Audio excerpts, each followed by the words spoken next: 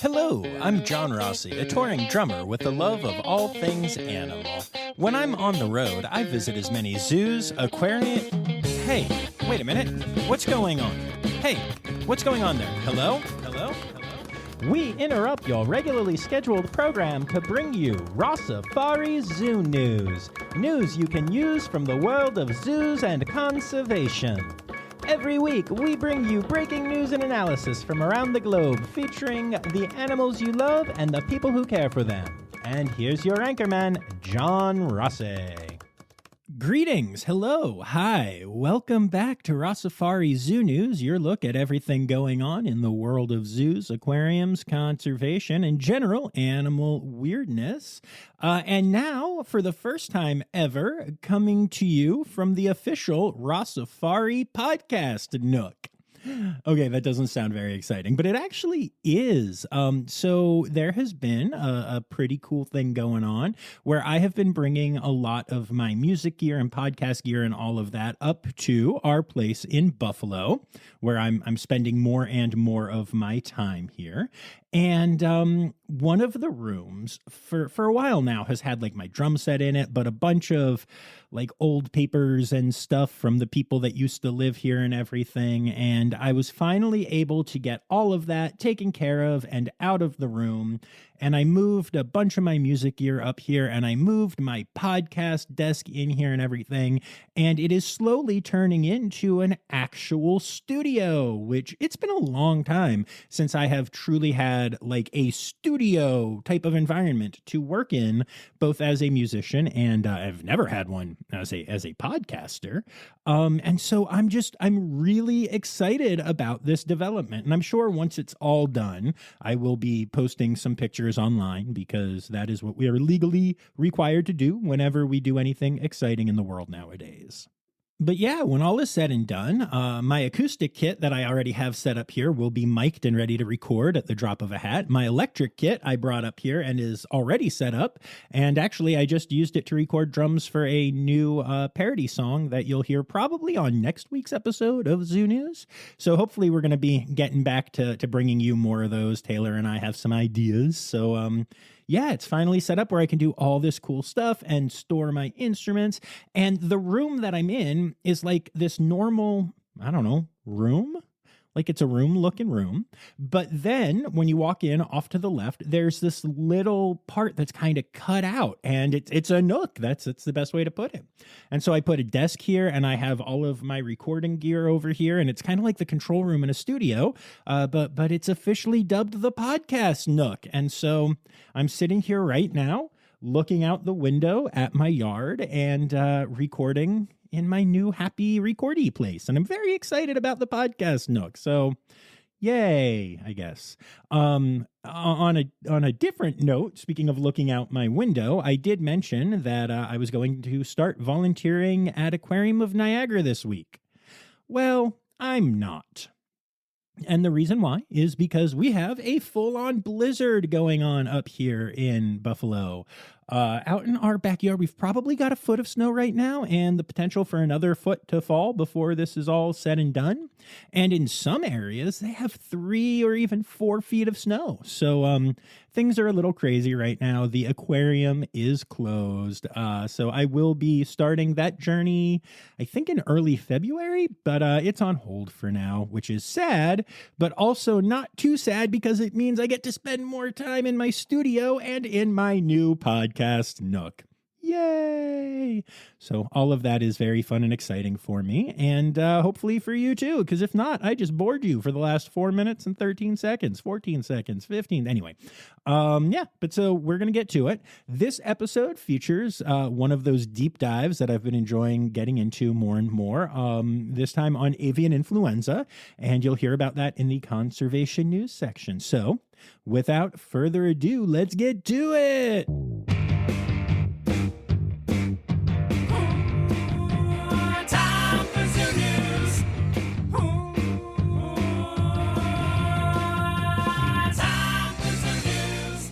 All right, so we're going to start off with some births this week, as we often do, and we're going to start with some exciting news that I thought I was done reporting on for the year. A red panda cub has been born at Altina Wildlife Park in Australia. Red pandlet. The mother is named Ronnie, and at 9 years old is considered fairly old for being a mother, especially a first-time mother. But she has taken to the task readily, which is something that is not usually very common amongst older red pandas that are first-time moms. So that is really, really exciting news. So yeah, congrats to this facility, which is one that I haven't heard of before on this amazing birth. I'm excited to learn more about not only the baby panda, but about Altina Wildlife Park in general. From what I've seen so far, it looks like a pretty amazing place. The Fort Worth Zoo has announced the birth of a lion cub, or lilet. This is an extra exciting birth, as the 3 lions at the zoo came from a wildlife facility in South Africa back in 2012, meaning their genetics aren't well represented in the zoo-based population. The lion cub is currently staying behind the scenes until it is deemed big and strong enough to start to explore its habitat, but it is absolutely adorable, and you can see pictures of it on the Fort Worth Zoo social media pages. This next birth is being included because, well, it is an important birth, but also because it has a lot of words I think will be fun to say. A male pygmy hippo was born at Diver Kralov Zoo in the Czech Republic, also known as Czechia. The zoo is roughly 75 miles east of Prague. The hiplet has been named Mikolas, and he and his mother, Malaya, are doing quite well together. And you know, this birth is particularly important because pygmy hippo births are a lot less common than I realized, given how much time we spent on the baby at Greensboro Science Center over the last few months. Apparently, pygmy hippo breeding in human care has been a complicated endeavor, particularly due to a lack of males in the population. And yeah, that does help. Kind of need those. Only a dozen pygmy hippos were born in zoos globally last year, and not all of them survived. So a successful birth, and especially a male baby, is really a huge deal. Na zdravid to everyone at the zoo. That means cheers. Brevard Zoo in Florida has announced the birth of twin Sulawesi babirusas. Sulawesi babirusa is really fun to say. So far, Mom is adjusting to life with the twins quite well, and the hope is the twins will be on exhibit soon. So hopefully you can head to Florida and check these little cuties out. And then the last birth we're going to discuss this week is from the Abilene Zoo, where they have announced the birth of Lyra, a maned wolf pup. Maned wolflet.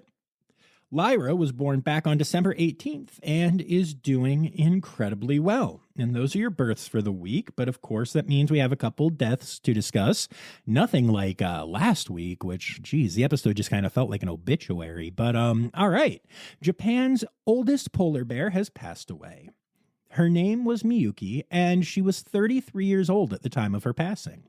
While polar bears can live to 30, very few survive past the 18-year mark, so 33 is a really impressive number. Keepers showed up to find her lifeless one morning, which came as a surprise as she had not exhibited any signs of illness before her passing, despite her advanced age. Miyuki was not only the oldest polar bear in Japan, but was wildly popular at her home zoo in Kobe City. The zoo has set up tables for flower tributes from her many fans, sending love to the entire care team at the zoo. The Cincinnati Zoo has said goodbye to Snoop Log, the alligator gar who lived at Manatee Springs and often seemed to think he was one of the manatees himself. Snoop Log was a beloved animal at the zoo, but one of those animals you kind of had to be in the know to truly take the time to go see and appreciate. He would often seem to want to pose for photos if you tried to take them, and also seemed to be somewhat, paternal or fraternal, maybe, kind of brotherly or whatever, in helping new manatees adjust to their time at the facility before heading to Florida for re-release. Snoop will be missed. And the other death I wanted to share this week is a beautiful but heartbreaking story. The Skopje Zoo in Macedonia recently lost a zookeeper named Riste. He was a keeper that was beloved by guests and the animals he took care of, having an especially deep connection with a giraffe named Floppy, one of the three that he took care of at the zoo. There are actually numerous pictures of them face to face, and it's all very adorable. What makes this story so interesting is that Floppy passed away at the zoo on the same day that Riste died. The necropsy results for Floppy have not been released yet, and to be honest, a lot of the press surrounding this story is either translated poorly into English or just so focused on the fact that these two shared an amazing connection that it seems like Floppy just must have died of a broken heart if you read these stories. Now, I doubt that is true because, science, but it is a beautiful story and has certainly stirred up a lot of feels amongst the people who see this story reported. So, goodbye to Riste and to Floppy. And that brings us to our regular zoo news for the week. And we're going to start off, and it is that time of year again. Valentine's Day is approaching, that time when a young man's fancy turns to love, and when people who feel bitter about love turn to zoos for revenge. More and more facilities are allowing you to make a small donation to name a feeder insect, like a roach or a cricket, after an ex, allowing you to live out your revenge fantasy of having that person who hurt you and broke your heart get eaten by a lizard, at least symbolically. Now, this is a trend that I first saw at the Bronx Zoo, which does an annual Name a Roach program. Other zoos have taken it even further. This year, the San Antonio Zoo has announced that you can symbolically name a roach, a rat, or even a veggie after your ex.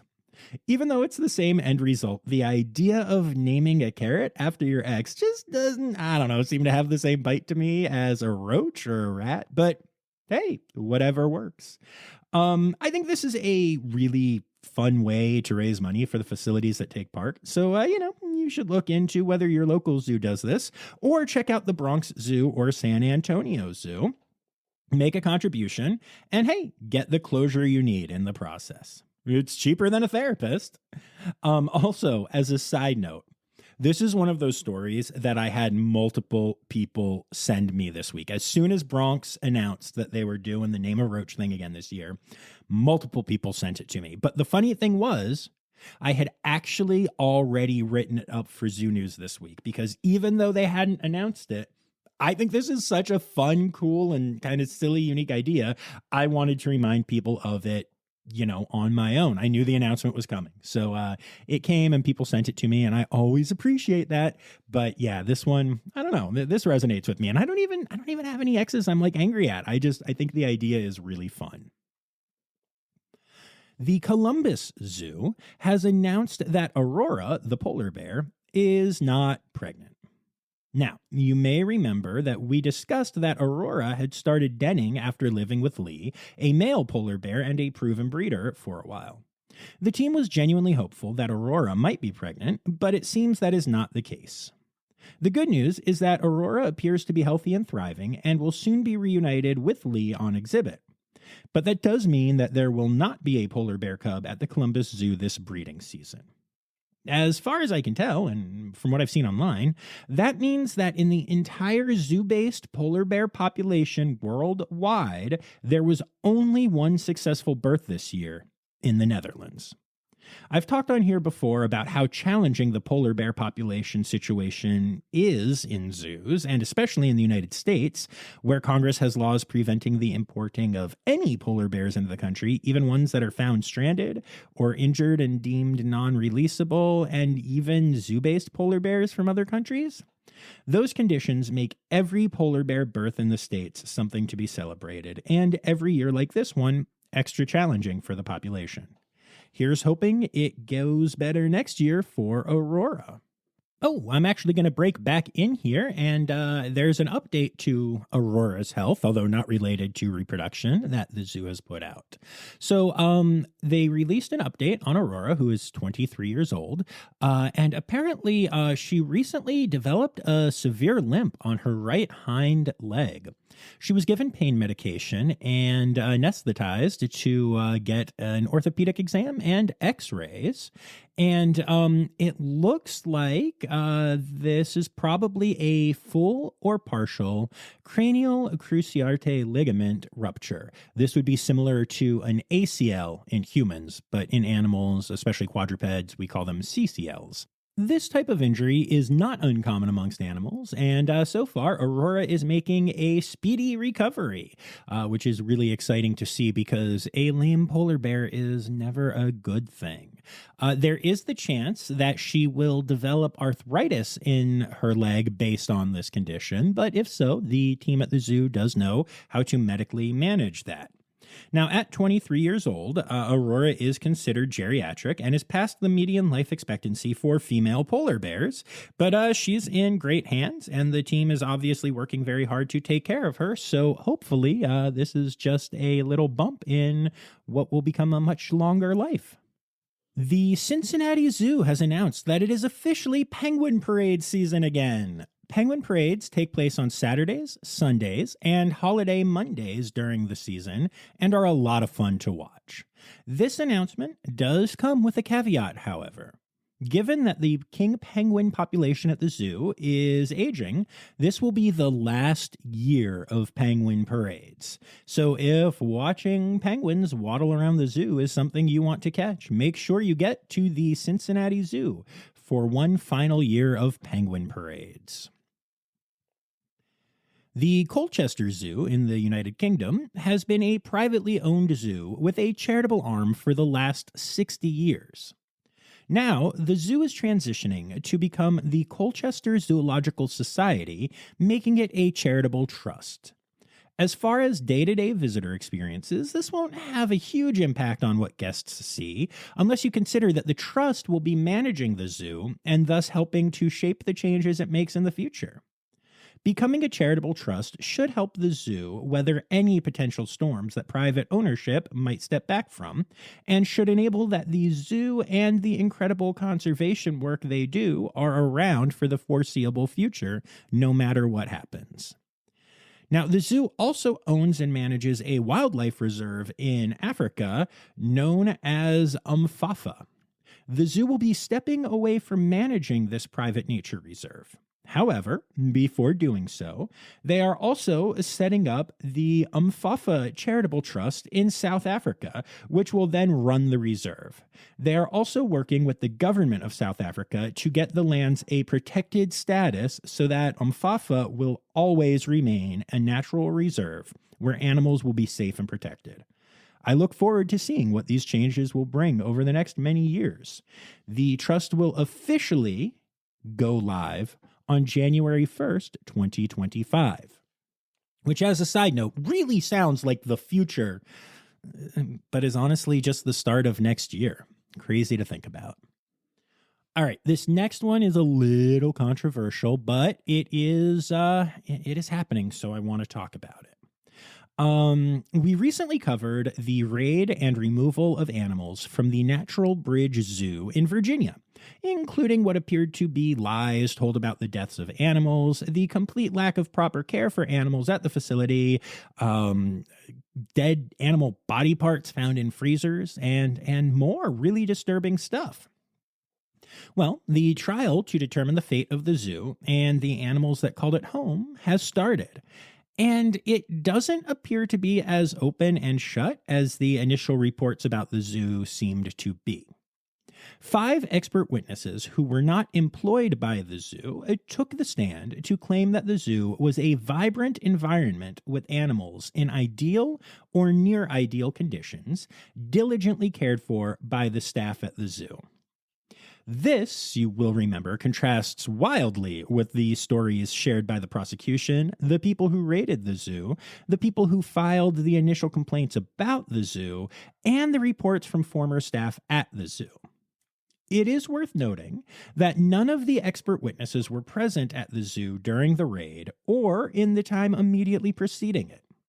In fact, all of the experts came from out of state. The first to speak was Lisa Dodone, a Colorado-based giraffe expert. She was a paid consultant at the zoo who had visited in January, which is after the raid, and set up cameras to monitor the behavior of the giraffes when she wasn't at the zoo.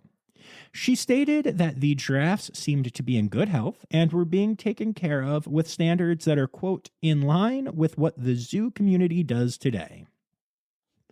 Corey Connolly, a hoofstock expert and veterinarian, spoke about the care the donkeys, llamas, sheep, and even a dog at the zoo received. She stated that while these animals were seized due to parasites, that it is not uncommon for those types of animals to keep a number of parasites, and that the test the state ran only showed that parasites were present, not the scope. In other words, the tests didn't show a problematic number of parasites. William Peratino, an aviculture expert from Florida, had high praise for the enclosures for the parrots, macaws, cockatoos, hornbills, and kookaburra that had been seized. He inspected the zoo about a week and a half before testifying, so again, after all of the animals were seized. Similarly, Ken Alfieri, a reptile and amphibian expert based in Massachusetts, lauded the zoo's habitats and called the husbandry techniques at the zoo spectacular in regard to the herps there. The last expert that testified was Peter Brewer, the veterinarian and owner of Southwick Zoo in Massachusetts. Now, he did not visit the facility in Virginia, but gave his professional opinion based on photographs sent to him. He said that while it was hard to judge based on photographs, he saw nothing out of line based on those photos. One of the major points the prosecution raised was that all of the animals seemed incredibly stressed during the raid. However, all of the experts testified that the raid itself was likely to cause a huge amount of stress for the animals, so that any stress behaviors that were seen might be due to the raid rather than bad husbandry. It is also worth noting that the zoo was raided before staff was allowed to start their daily routines.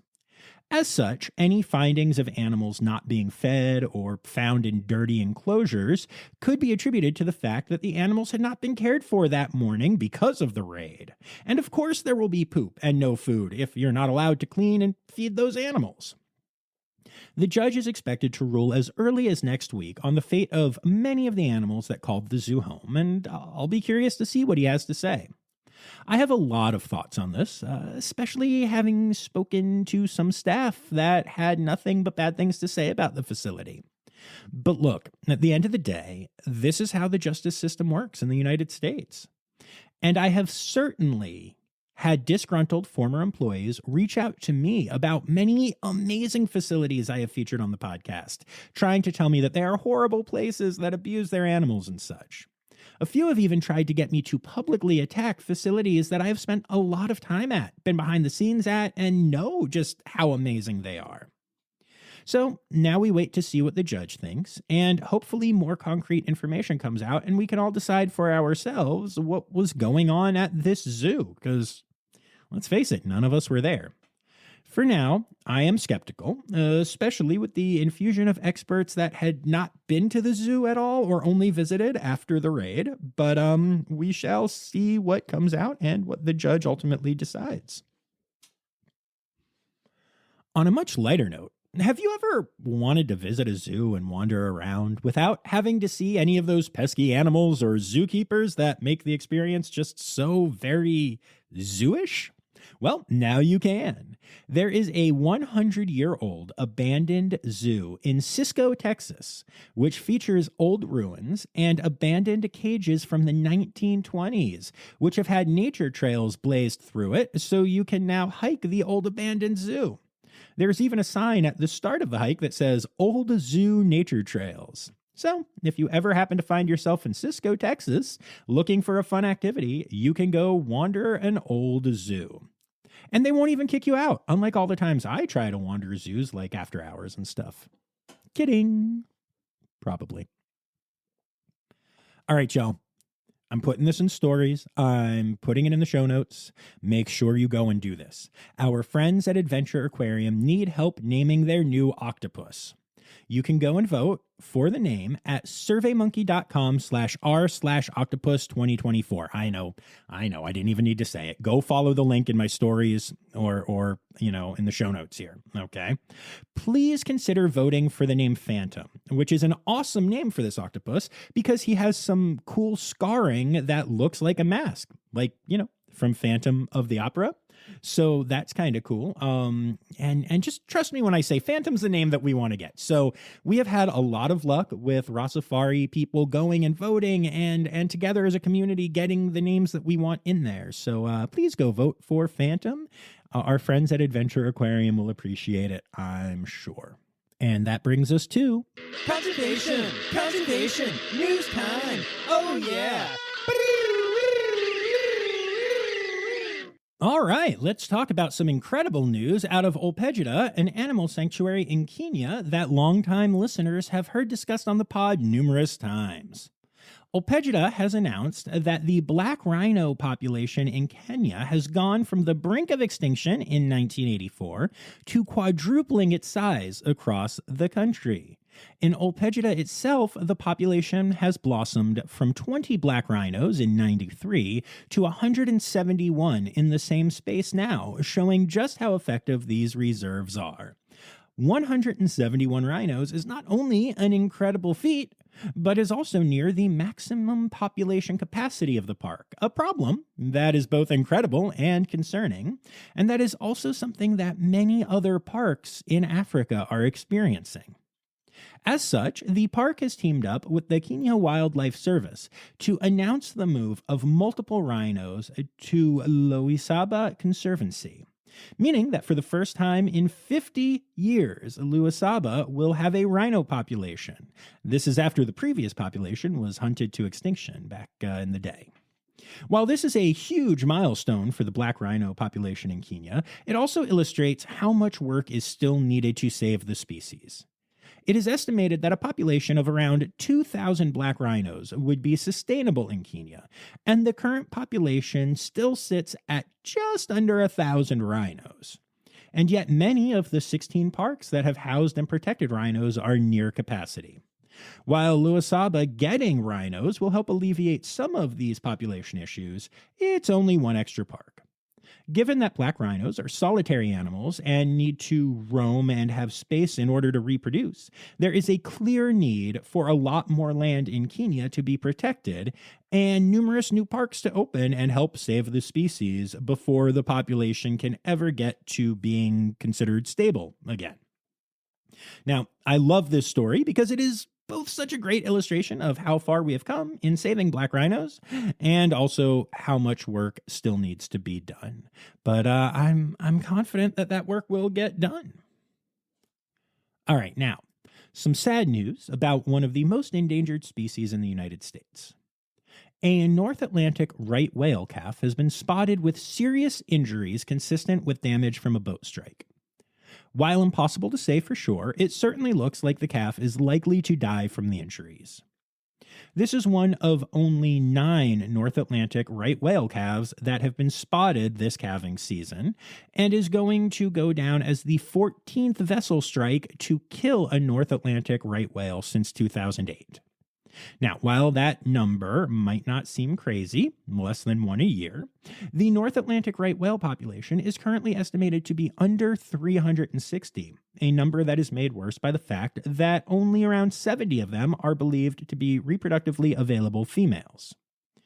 There are constant legal battles occurring over right whale protections, and the truth is, if they aren't settled soon, we are going to see the extinction of this incredible species in our lifetime.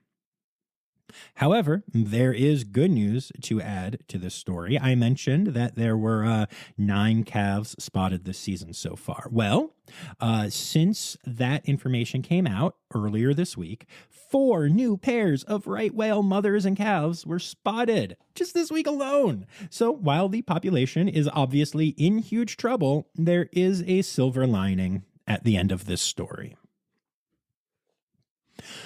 Now, on the other hand, outdoor cats, man. They aren't good. There's no silver lining to outdoor cats existing. You've heard me talk about this on here time and time again. You even heard Eric of the North Carolina Zoo rant about it as well on a recent episode. This next story is yet another example of the trouble they can cause, but in a different way. A Kentucky lawmaker named Gary Boswell has decided, without consulting a single biologist, that red-tailed and Cooper's hawks are causing too much damage to other animals in Kentucky, so has introduced a bill into the state legislature that would exempt both hawks from state wildlife laws, so that pet owners and farmers would be allowed to kill the birds without facing any penalties from the state. Now, obviously, this law wouldn't circumvent federal protections for the animals, but some laws are just more heavily enforced by states, and the federal government rarely intervenes. For instance, think about all the states that have legalized the distribution and use of marijuana, right? You can walk into well-lit stores and just buy the stuff in those places, despite the fact that is still a federally controlled substance. Don't get me wrong here. I completely support the legalization of weed, but I just thought it was a good example of how toothless some federal laws can be when states decide to decriminalize something. Anyway, the main reason this bill has been proposed is because one of Gary Boswell's constituents had their outdoor cat snatched by a hawk. And I do have to say that I really feel bad for that person and that cat. I do. For as much as I talk about how indoor cats need to stay indoor cats, and as much as it frustrates me that people don't know better, in many cases, that's the truth. The people don't know better. And I truly believe most people that let their cats have outdoor time think they are doing what is best for the animal. It's one thing that makes the messaging around this so hard, and one reason I repeat it so often. But at the end of the day, this lawmaker has proposed a bill that would protect an invasive species against a native species. And that's just not something that biologists think is a good idea. Hopefully the law doesn't pass, and if it does, hopefully the federal protections around hawks will stop it from having much of an impact. But for now, this is something that is very much worth keeping an eye on. All right, y'all, and now it is time for a deep dive into avian influenza. All right, so avian influenza, bird flu, H5N1. This is a problematic disease that has been traveling around the globe for the last few years. It has led to the deaths of a huge number of birds, transferred over to numerous mammal species, led to closures of aviaries and birds in human care being kept indoors as the disease travels through areas with zoos, and generally just been a big pain in the butt. However, the problem has been overshadowed globally by a little disease called COVID. So in recently discussing the topic on this podcast, I mentioned that scientists are becoming more concerned about the prolonged effects of H5N1, and now the WCS is getting involved. WCS has compiled data about the disease and sent out an urgent message to world leaders to start to take it more seriously. Some interesting info from the release. The current outbreak of avian influenza has infected over 150 wild and domestic avian species around the globe. It has also infected dozens of mammalian species. Now, as far as the birds are concerned, the disease has wiped hundreds of millions of birds off the planet, though it is impossible to know the exact number.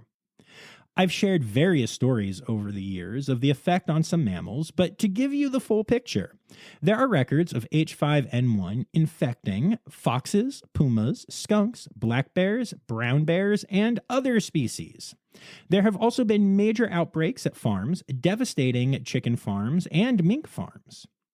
Over 700 Caspian seals, an endangered species, died off when the disease got into their population in 2023.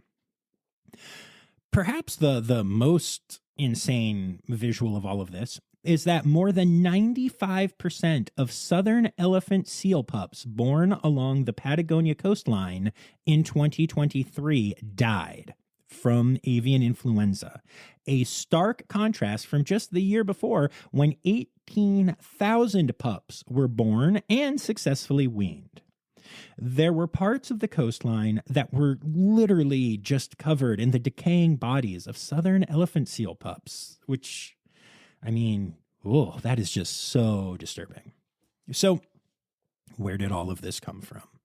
Well, the original disease, H5N1, was discovered in domestic waterfowl in China in 1996. Bird flu is spread through droplets and feces-borne infections and is considered highly transmissible. The disease was around through 96 and 97, mostly in domestic poultry.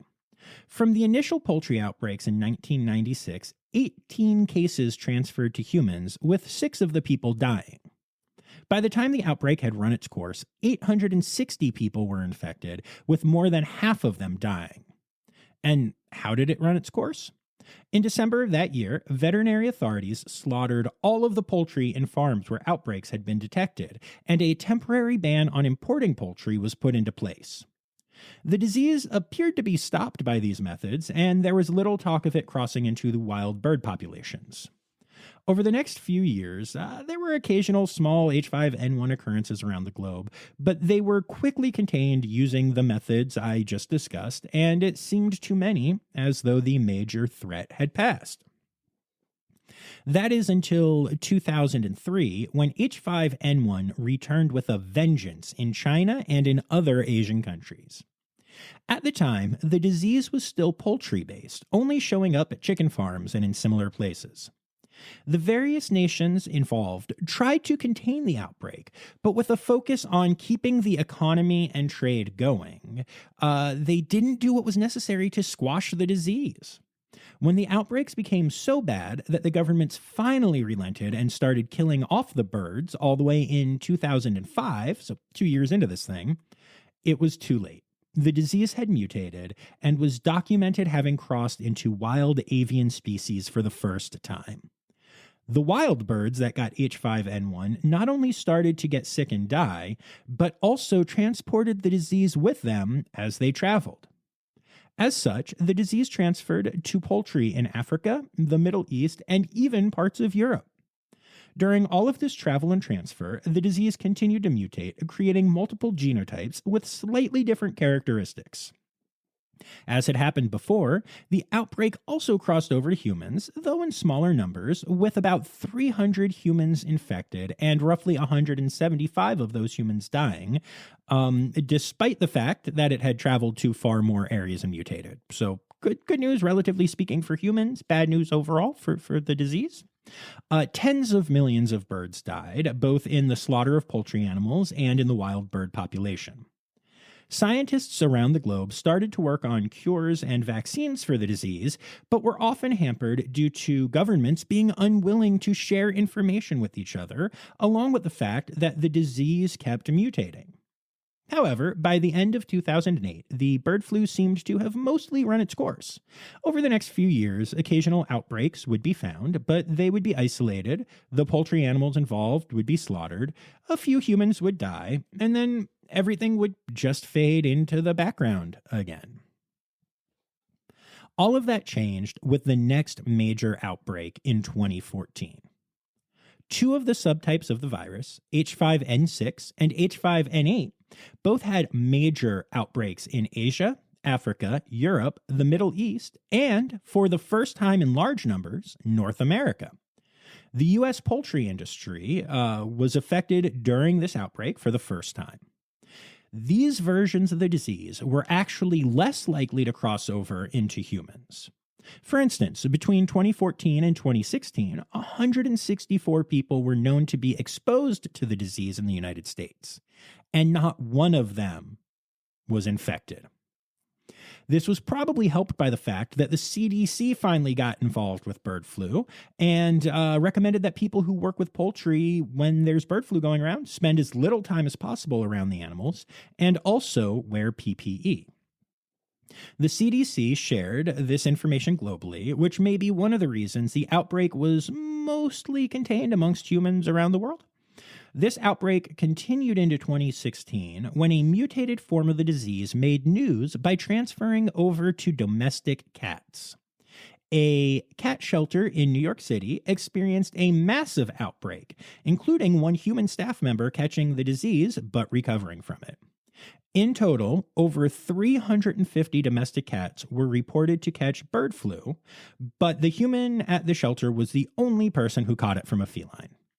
There was a huge scare at this time that the transfer of the disease to these cats in New York City might mean that the disease would end up being a major issue for cat species in general, but this never fully materialized. In 2017, the situation in Asia got worse, and by the end of 2017, 688 humans had been infected with one form or another of avian influenza, with the death toll remaining just slightly above 50%. Yet again, countries took small steps to stop outbreaks when able, but the thing that ended the main outbreak during this time was just it petered out on its own. Over the next few years, there would be no major outbreaks until the current one, but the disease never really goes away. It always shows up in some place, often in poultry farms, and then the birds at the farm are slaughtered and, it fades away until it doesn't. And that is what is happening now and has been happening over the last few years. The outbreak this time has been mostly the H5N1 strain, the original strain of the disease, though with several mutations, but not enough to each get their own name unless you're really nerdy and get into genotypes and stuff. This is the version of the disease that has been the most successful in transferring to mammals, including humans, though the infection rate is still incredibly low. Not only has the disease been traveling around the globe and hitting especially hard in the US and Canada, where this particular outbreak of it first started, but it has spread in recent years beyond where the older outbreaks of the disease happened, in large part because migratory habits of birds have changed due to climate change. This is easily the worst bird flu breakout in the history of the globe, and by far the worst experience the United States has had with the disease. And due to the global nature of the outbreak, there is literally no reason to believe that this outbreak will fade away like the previous ones did. It is infecting new areas, and one of the mutated genes seems to make it even more likely to spread amongst wild birds than it was, in the past. And then those birds continue to migrate and take the disease with them, and then poultry farms get infected and all those things. Now, as I mentioned at the top of this deep dive, world governments haven't really done much about the issue because they are too busy dealing with COVID and, also just being dumb in a lot of ways. But I get the COVID thing. It has shown to be much more of a problem in humans. But hopefully the steps the WCS is taking to get global leaders to care about this issue work out, and they're finally able to put a stop to this disease. But the truth is, there isn't really a ton of hope for that at this time. Even if we are able to develop a vaccine, H5N1 is so widely spread amongst wild birds now that delivering the vaccine to them seems all but impossible. H5N1 mutates very quickly, so even if a distribution system to all wild birds could be created, unless it was a super fast one, the disease might actually evolve to fight the vaccine before all birds could be vaccinated. Or at least until enough birds could be vaccinated to reach herd immunity. Or I guess it would be flock immunity in this case. Anyway, most of the experts I have spoken to just think that avian influenza is here to stay now.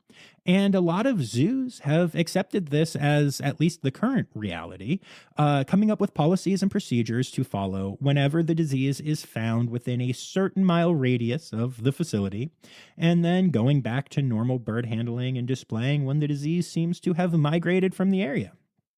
So we shall ultimately see what happens with this, and who knows, maybe if we are able to get support from governments around the world, the disease might yet be stopped. But for now, only time will tell. But that's what's going on. And that's why when you hear me talk about H5N1 or the transfer to mammals or any of that stuff, why it's such an interesting topic and why it's kind of getting into uncharted territory. So Yeah, we'll see what's happening. But I find all of this to be absolutely fascinating, and I hope that you didn't fall asleep. Now, as a postscript to this, I know a lot of you come here to laugh as well as to learn, and that was a lot of learning. But I'll end this deep dive and this segment with something that should make you laugh. As I was doing this research, I told Zoe about it. And as I said it, I accidentally said alien influenza. And if that isn't silly enough, I then started singing Alien influenza, a disease from the stars. Alien influenza, don't drive poultry around in your cars. It must be such a joy living with me. Animal, animal, animal holidays. Animal, animal, animal holidays.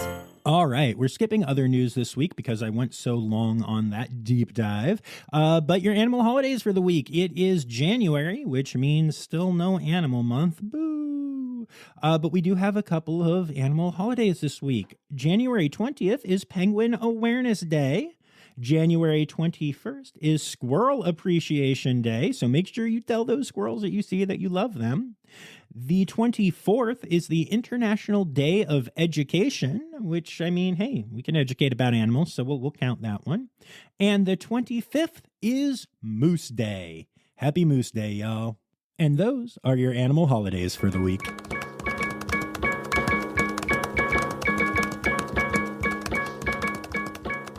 All right, there you have it, folks. Rossifari Zoo News is done for another week. I'd like to say thank you to all of my patrons, especially my red panda level patrons, Dr. Laura Shank, Dr. Stephen Williamson, Barbara Bennett, and Jenny Owens. Don't forget that you can support the pod for as little as $3 a month by going to patreon.com/Rossifari and getting access to some cool extra audio, some neat bonus episodes, more access to me, all that good stuff.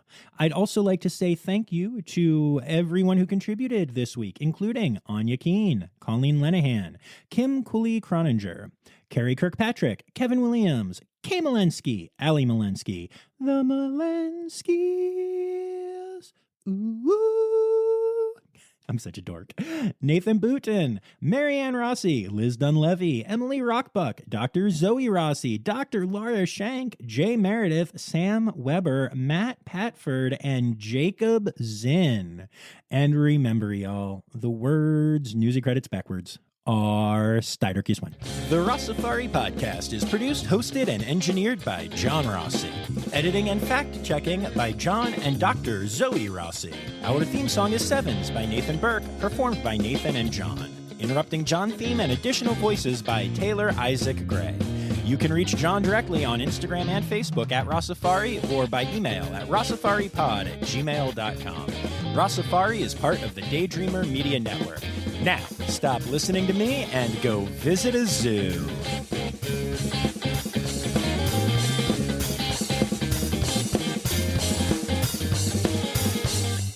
Brevard Zoo has announced the birth of twin Sulawesi babirusa twins.